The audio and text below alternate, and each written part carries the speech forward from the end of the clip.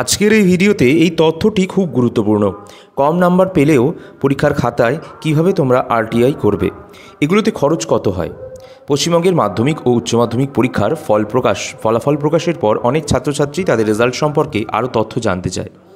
তাদের মার্কশিট সংশোধন, প্রশ্নপত্র মূল্যায়ন প্রক্রিয়া অথবা অন্যান্য তথ্য সংগ্রহের প্রয়োজন হতে পারে। এই ক্ষেত্রে তথ্যের অধিকার আইন, যেটাকে আরটিআই অ্যাক্ট বলা হয়, তাদের সাহায্য করতে পারে।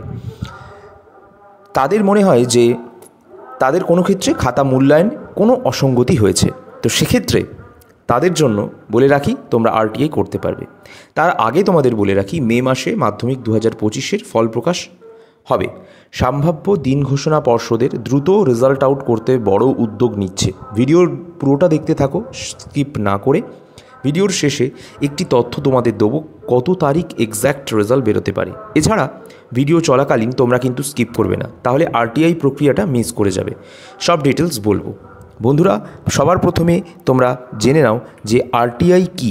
আরটিআই ইংলিশে ফুল ফর্ম হচ্ছে রাইট টু ইনফরমেশন ইন মাধ্যমিক অ্যান্ড এইচএস রেজাল্ট। তথ্যের অধিকার আইন 2005 সালে আনা হয়েছিল। এই আইনে ভারতীয় নাগরিকদের সমস্ত তথ্যের জানার তাদের অধিকার রয়েছে যে কোনো পরীক্ষা হলে। তো আরটিআই প্রশ্নপত্রের মূল্যায়নের একটি অনুলিপি দরকার পড়ে, অর্থাৎ খাতা দেখার এবং সেটার কপির প্রয়োজন হয়। পরীক্ষার ফলাফল সংক্রান্ত কোনো বিতর্কিত কোনো অভিযোগ যদি থাকে, তাহলে সেক্ষেত্রে কিন্তু সেই সম্পর্কিত তথ্য দেখতে পারা যায়। আরটিআইয়ের আবেদন করার খরচ কত? দেখো, মার্কশিটের অনুলিপি যদি তুমি চাও, মানে মার্কশিটের কপি, তাহলে ডাকযোগে তুমি পেয়ে যাবে, অর্থাৎ পোস্ট অফিসের মাধ্যমে। 10 টাকা খরচা হবে, বেশি না, 10 টাকা খরচা হবে। 30 দিন টাইম লাগবে তার জন্য।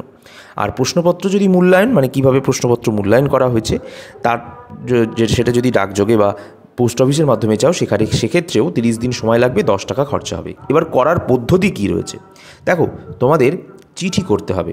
কিভাবে?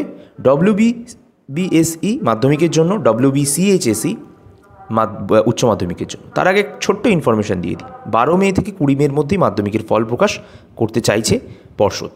ঠিক আছে, 50% অনলাইন নম্বর জমা পড়ে গেছে।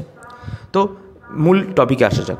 WBCSE ও WBCHSE এই বোর্ডের অফিসিয়াল ওয়েবসাইটে ঠিকানায় তোমরা পেয়ে যাবে। সেই ঠিকানায় তোমাদের আবেদনপত্র, তোমার ঠিকানা, নাম, রোল নাম্বার, পরীক্ষার বছর এবং কোন বিষয়ে কোন তথ্য চাও এবং 10 টাকার কোড পেমেন্ট আবেদনপত্রের সাথে জমা দিয়ে তোমাদের জুডিশিয়াল পেপারে করতে হবে।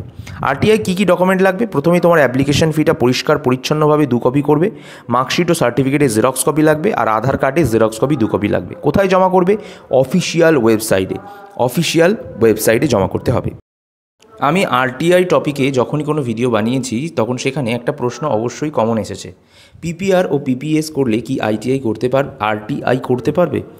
তো পরীক্ষার ফলাফল বের হওয়ার আগে একই উত্তরপত্রের জন্য একই সাথে পুনর্মূল্যায়ন, মানে পিপিএস বা পিপিআর এবং আরটিআই কপির জন্য আবেদন করবে না তোমরা। অর্থাৎ যদি পিপিএসের আবেদন করো, তাহলে সেটার ফাইনাল রেজাল্ট না আসা পর্যন্ত আরটিআই করতে পারবে না। তো বুঝতে পারলে, দুটোই তোমরা করতে পারবে, কিন্তু একই সাথে নয়। পিপিএস যদি আবেদন করো, সেই পিপিএসের রেজাল্ট বেরোবে, ঠিক তারপর তোমরা আরটিআই করতে পারবে। ওকে, এইটুকু তোমাদের ক্লিয়ার করে দিলাম। আজকের ভিডিওটা যাদের ভালো লাগলো, বন্ধু বান্ধবদের মধ্যে শেয়ার করো এবং ভিডিওটিকে প্রচুর শেয়ার করো।